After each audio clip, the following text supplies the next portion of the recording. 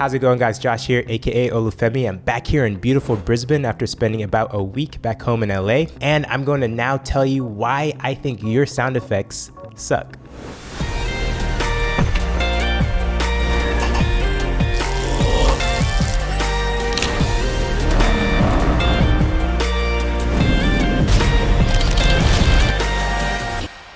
Now, you may have heard the truth that audio quality is better than video quality when it comes to quality video production. Now, there's a reason why a lot of high school and even college film projects kind of suck, if we're actually honest. It's funny because a lot of the time the DP work or the lighting is actually somewhat impressive, especially considering the low budgets that are usually involved. But it's kind of the dumb decision to mic sound via the in-camera mic that completely ruins the project. Now, about 6 months ago, I released a dope sound effects pack via my website, luxuryleaks.com.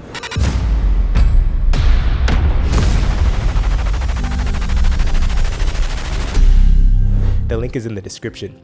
And I've been getting a lot of inquisitive DMs regarding how I approach sound design. Well, this is my method. Number 1, don't be afraid to recreate all of your sound design from scratch. An issue that a lot of designers have is that they're dealing with mixing a lot of audio sources that have a lot of unnecessary and annoying sounds baked into them. Like, let's say you're using a sound of a broom sweeping,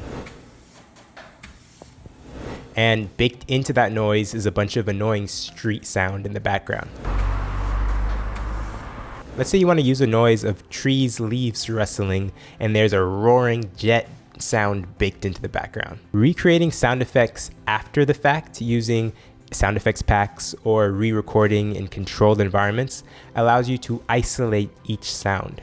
This allows you to have 100% control of each individual sound's volume. It also allows you to digitally reprocess each individual sound to your own liking.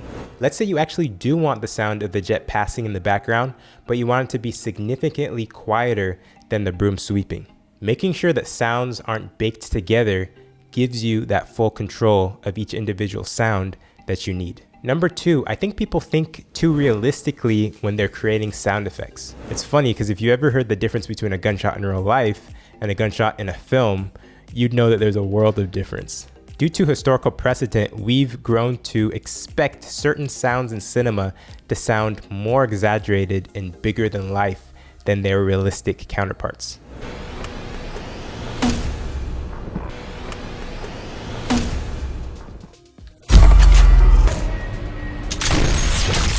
It's interesting because if you heard a realistic punch or an explosion in a film, you'd probably actually be disappointed. A usual movie gunshot is actually a mixture of recorded gunshot sounds from downrange, uprange, and actually right next to the gun itself. This sound of a girl whipping her hair is actually a mixture of digitally tweaked tiger roars, whoosh sounds, and droning sounds. And lastly, these spears from Black Panther probably sound 10 times as thunderous as they would in real life. One big mistake that people don't do is they don't author an audio cue for every physical event that takes place on screen. Now, let's say you're designing sound effects for a single punch in a fight scene. Now, don't just add a single hit sound. Think about all the individual sub-events that are happening in and around that punch. Now, before the fist even hits the victim's body, there's going to be a violent displacement of air in front of the approaching fist. Maybe for this you can use a whoosh sound that's deepened by a low-pass filter. Then there's the initial impact of the fist on the body. For that, one could use a layering of broad and sharp impact sounds. Then there's the event of flesh being displaced and bones breaking. All these sounds mixed together should give you a believable movie punch sound. A few years ago, I was conscripted to author all of the sound effects for Chris Brown's music video, Fine by Me. I was just an intern in this company in Hollywood, and it was pretty exciting to be given a blank slate of silent footage that I could start building onto. I remember I spent like hours writing down every physical event that took place. All the guys' sneaker footsteps, all the girls' high heel footsteps, all the doors opening, all the street noise, each machine noise, the sound of hands hitting a railing, the sound of Chris's clothes as he was walking or taking off his shirt. I made sure to add a believable sound to each of those physical events. And many of those individual sounds actually required layering of many individual sounds. Number 4, it's actually common to time physical events and their associated audio cues to musical rhythmic drops. This is used to significantly emphasize those physical events to an outside observer.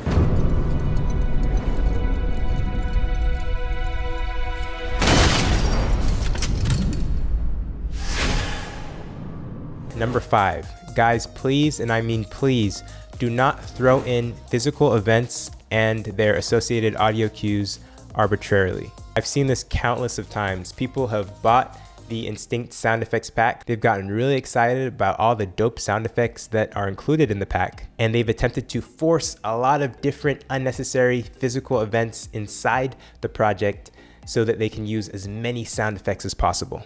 This is a big mistake. Forced physical events will almost always look out of place. Count on them to distract from a narrative as opposed to assist in a narrative. Number 6, don't settle. Now I'm going to talk about a rule that I actually read in an article by Barney Oram. He calls this rule the rule of thirds. Now the full article can be viewed in the description below, but he basically says that he never settles on the first sound that he makes. Settling so early in the game prevents you from exploring everything that that sound has to actually offer. The rule of thirds approach basically states that there should be 3 stages of iteration for every sound that's created. Now let's say you start with a whoosh sound. Barney would say that you can use a word as a stimulation to inspire that first iteration. For example, let's use the word wide. Maybe this could result in you panning the whoosh sound in the stereo field right to left to go from the right ear to the left ear. He also says this, maybe you could even use chorus effects to add to that idea of sound widening. And say maybe for the second iteration, you could play around with the word hollow and maybe utilize the reverb tool to add a certain amount of echo to the sound. Now for the third iteration, Barney actually suggests using a conceptual aesthetic as opposed to another descriptive term. Let's use a futuristic aesthetic. Maybe this could result in you adding processed machine noises or other electronic elements, or adding a high pass filter to random sounds to create that futuristic aesthetic. That's it for now, guys. And again, a shameless plug, you've got to check out the Instinct sound effects pack on my website, luxuryleaks.com.